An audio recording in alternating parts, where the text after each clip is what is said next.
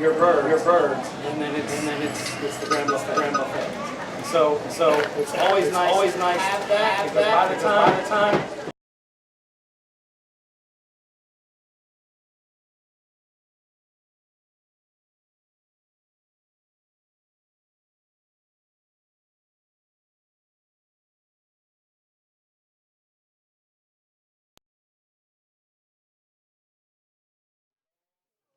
your foxes, bobcats, coyotes, everybody likes to talk about them, but believe it or not, they're very rare because there's too much of a human smell there, and a lot of us have other dogs and cats, and so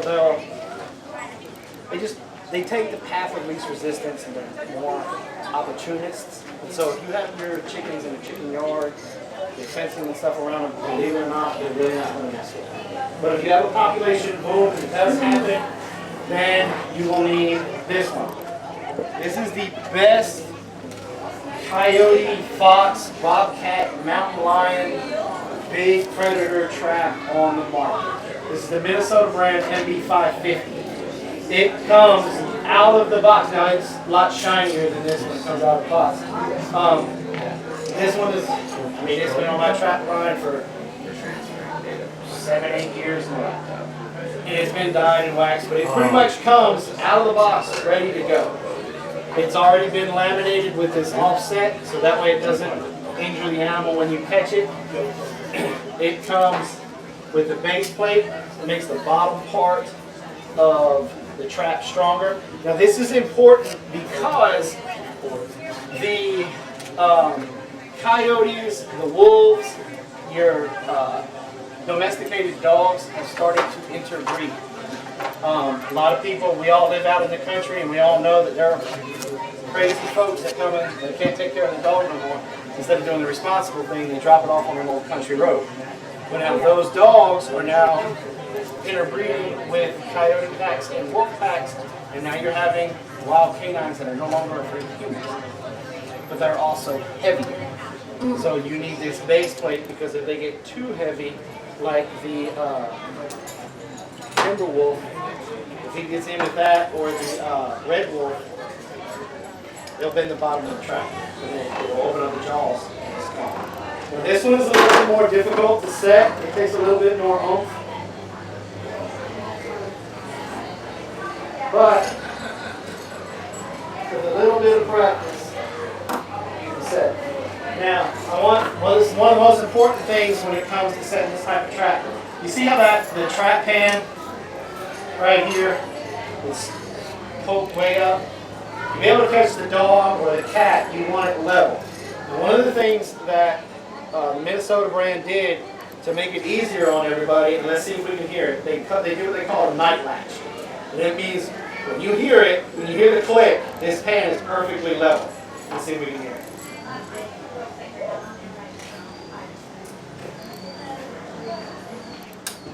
You guys hear that? Yeah. Now that pan is perfectly level. And the importance is because when you set this trap, your main goal is to get that to step right there in the center. And so your coyotes and your foxes are timid by nature. And so when they're stepping, most of the time you have a hole right here that you mimic that mouse hole. Remember, everything follows its food source.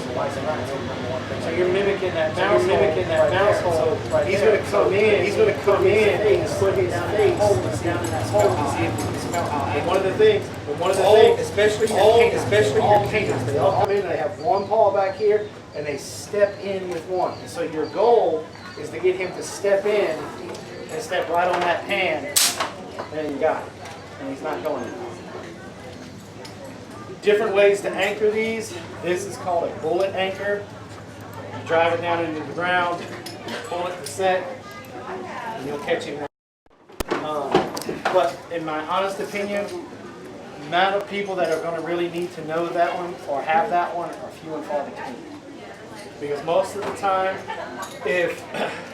unless you really wanted to get into fur bearing trapping, I would tell you if you know that you have a coyote or a fox, call your state Trappers Association, and they will have a local trapper that's really close to you.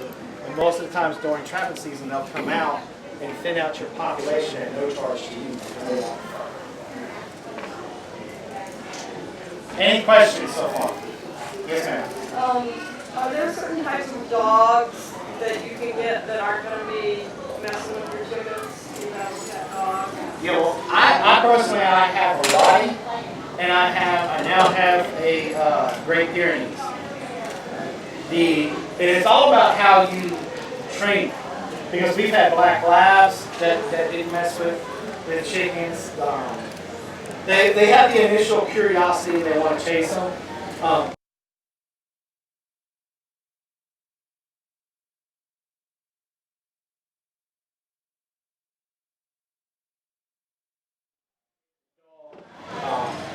Kills the chicken.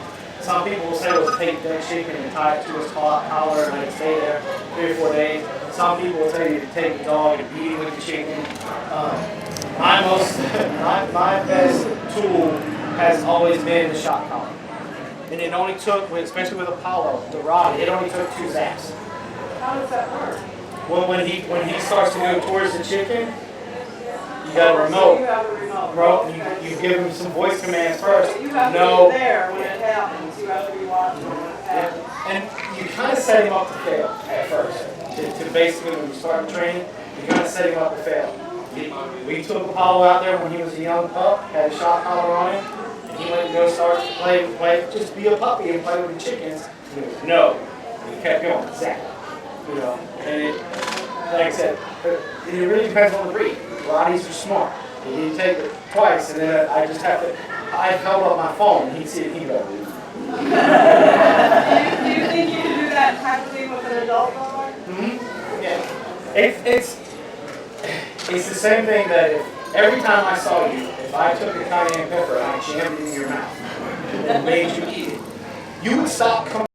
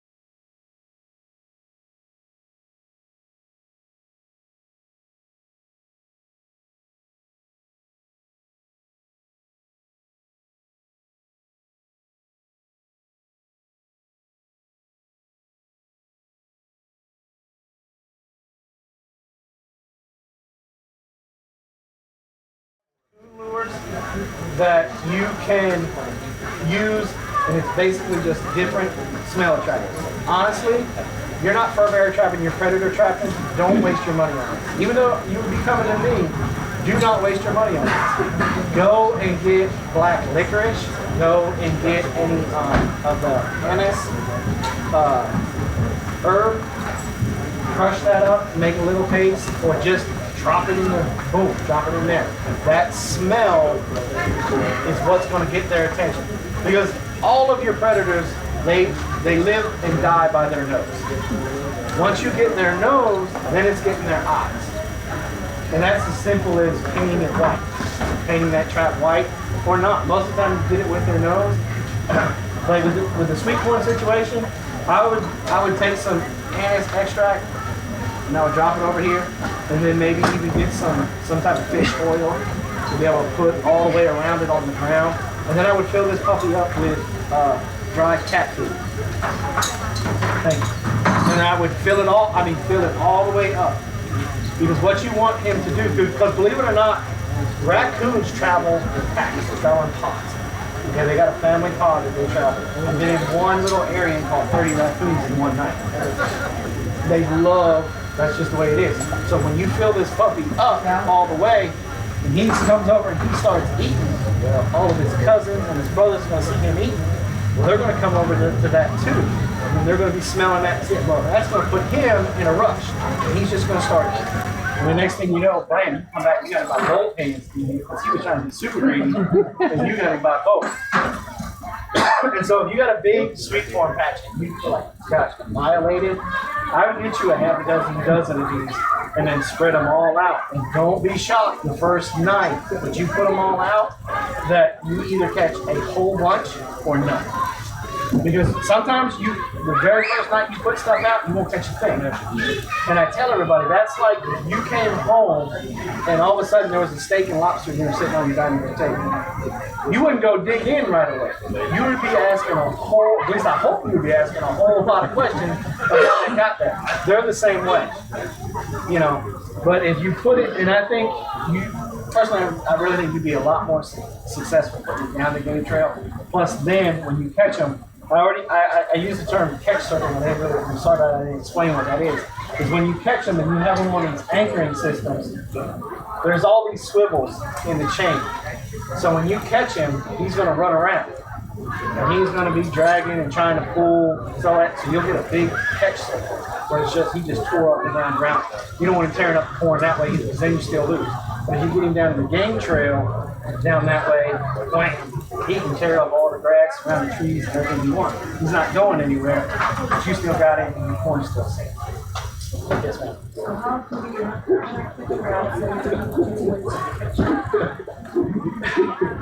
My law in the state of Georgia is you have to check them every 24 hours. From my understanding, that is a nationwide law.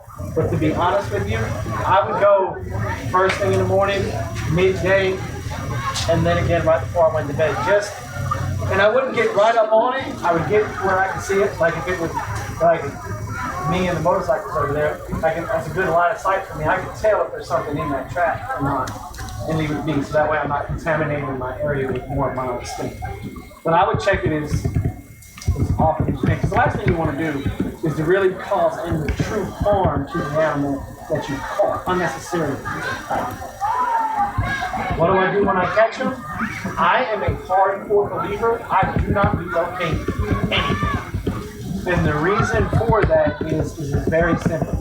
Our human population is growing by leaps and bounds. So we're taking away all of the natural habitat. I'm not a biologist. That area that I go to, I don't know where the water source is. I don't know where the food source is. I don't know what the population of raccoons are already there. That raccoon that I just relocated to there could put an unnecessary strain on could have been a halfway balanced system there. Now, added him to it, now the food system can't handle all the raccoons, and then you start to have sicknesses because their immune systems are getting weak because they're basically starving to death, and that's how you have different outbreaks. Plus, most of the ones that we're going to be dealing with, I hate using the R word, because all of them but the possum do carry rabies.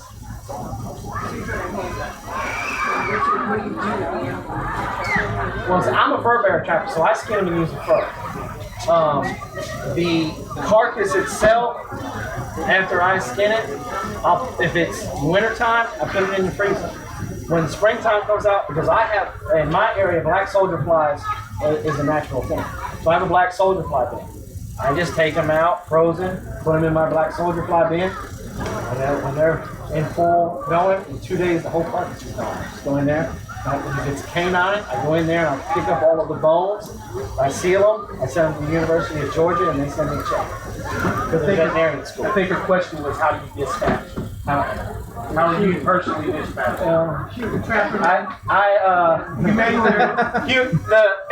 Humanely dispatching, and this y'all are gonna. I took a double take on this one.